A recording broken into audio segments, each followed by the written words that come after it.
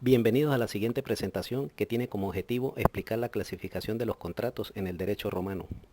La mayoría de los contratos era una relación obligatoria reconocida por la ley. Constituyeron con el transcurso del tiempo una de las fuentes más fecundas de los derechos de crédito o derechos personales. Era una convención sancionada por el derecho civil por medio de acciones y tenía un nombre propio. Bonfante dice que el contrato es el acuerdo de dos o más personas con el fin de constituir una relación obligatoria reconocida por la ley. Podemos afirmar que es el acuerdo de voluntades que la ley le confiere potestad de crear, modificar y extinguir obligaciones. Pueden ofrecerse varias clasificaciones de los contratos en el derecho romano, según sea el aspecto bajo el cual se les contemple.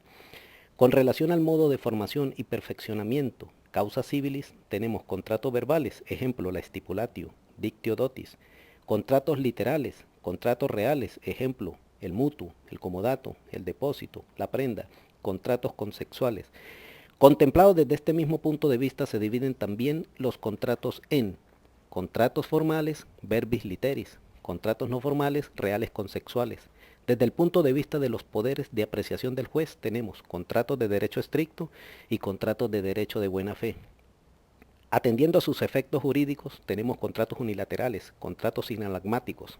Los intérpretes los subdividen en sinalagmáticos perfectos y sinalagmáticos imperfectos. Desde el punto de vista de su naturaleza tenemos contratos gratuitos, contratos onerosos. Los contratos onerosos admitieron en Roma una nueva división, contratos conmutativos, aquel que cuando las prestaciones a cargo de las partes eran ciertas, y contratos aleatorios, aquel que cuando éstas dependían de un acontecimiento incierto, es decir, del azar.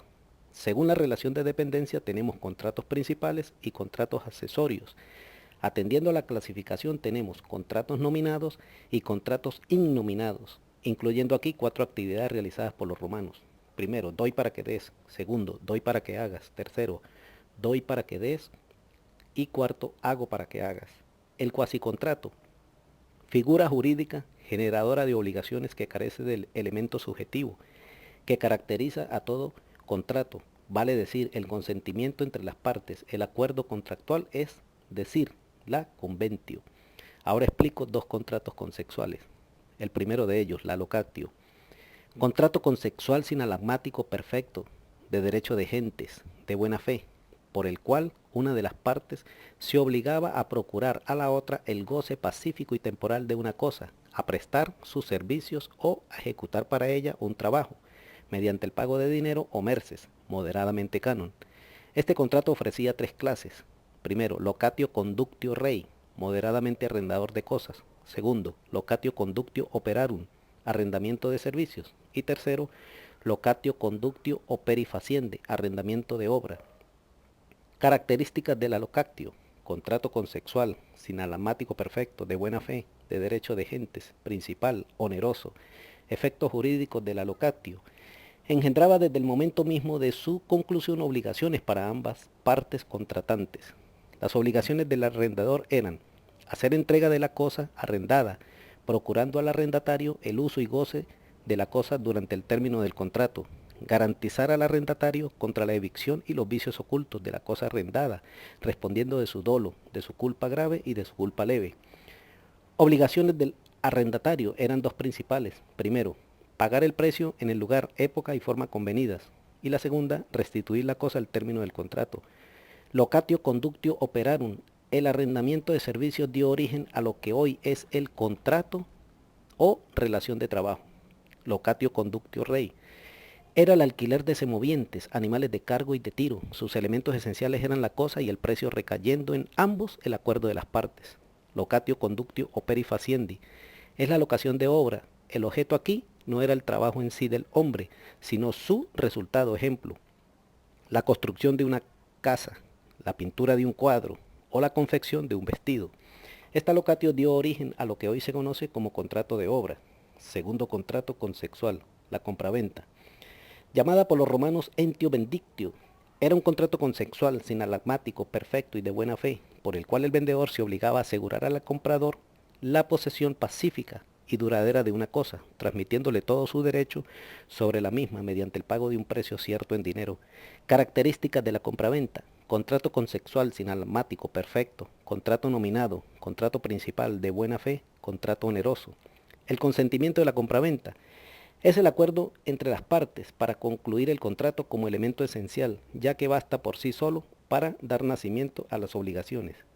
El objeto de la compraventa podían ser todas las cosas que estuvieran en el comercio, presentes como futuras, cosas corporales e incorporales, cosas singulares, las universalidades.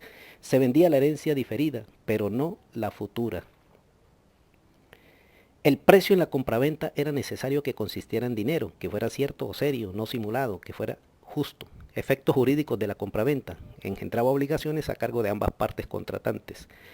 Las obligaciones del vendedor en la compraventa: entregar al comprador la cosa vendida, procurar y asegurar la posesión pacífica y duradera de la cosa objeto de la venta, garantizar al comprador contra la evicción y contra los vicios ocultos de la cosa vendida, conservar la cosa desde el momento de la conclusión del contrato hasta el de la entrega, respondiendo por dolo y toda clase de culpa. Obligaciones del comprador: pagar el precio convenido con los intereses contados a partir del día en que fue puesto en posesión de la cosa vendida. Indemnizar al vendedor de los gastos que le hubiera originado la conservación de la cosa desde el día del contrato hasta el de la entrega. Acciones en la compraventa: el vendedor podía exigir el cumplimiento de las obligaciones, ya que el derecho le concedió la actio venditi, que podía intentar solo al vencimiento del plazo fijado. El comprador podía obligar al vendedor a cumplir con sus obligaciones, ya que estaba ayudado por la actio enti, que era de buena fe. Ahora explico dos contratos verbales. Primero, la stipulatio. Por excelencia, el contrato verbal en Roma sirvió para obligarse en la entrega de sumas de dinero de una cosa cierta o incierta. Giró en torno a múltiples y diversos objetos. Consistía en que el acreedor hacía una pregunta y el futuro deudor respondía. El acreedor recibía el nombre de estipulante y al deudor se le llamó prominente. Era un contrato verbal, solemne, formal, unilateral, de derecho estricto, de derecho civil, por el cual el prominente se obligaba frente al estipulante, observando ciertas formalidades. Habían 4 clases de stipulatio: primera, judiciales; segunda, pretorianas; tercero, convencionales; y cuarto, comunes. Efecto jurídico de la stipulatio: solo uno de los contratantes es el obligado. El ordenamiento jurídico concedía derechos y acciones a la otra parte. El estipulante acciones dadas por la naturaleza de la cosa estipulada. Si es una suma de dinero, la condictio certae creditae pecuniae. Si son cosas en especie, como vinos, aceites, cereales, entre otros, la condictio triticaria. Si es una cosa cierta, la condictio certae rei. Y si era una cosa incierta, la actio ex stipulate. Segundo, contrato verbal, el nexum. Contrato verbal solemne. El deudor constituía un derecho de prenda sobre su propia persona o sobre él y su familia, a favor de sus acreedores, una vez vencida la obligación. Surgía el efecto de permitir al acreedor la manus iniecto, que es echar mano a una persona. Existía la procesal y la extraprocesal. La lex poetelia papiria quitó el nexum, argumentando que los bienes del deudor respondían por la deuda y no el cuerpo. El nexum se remonta a una época anterior a la fundación de Roma. Es el primero de los contratos formales que caen en desuso, convirtiéndose en un negocio jurídico arcaico. Muy poco se conoce, sin embargo, hablan de él los escritores latinos Tito Livio y Festus. La teoría más acertada sobre el nexum dice que tiene un origen accesorio para garantizar una obligación. Juristas como Bonfante, Niebuhr y Perosi opinan que el nexum no sería más que un acto solemne en virtud del cual el deudor constituía un derecho de prenda sobre su propia persona o sobre él y su familia a favor de sus acreedores. Efectos jurídicos del nexum: equivalía una condena contra el deudor, que autorizaba al acreedor para usar contra él o su heredero, una vez vencida la obligación. El derecho de someterlo está en realizar llegado el momento o día de cumplir con la obligación, sin necesidad de sentencia previa por parte del magistrado. El nexum desaparece a través de la disposición del pretor Rutulio Rufo, que sancionó la institución de la bonorum venditio. Muchas gracias por su atención.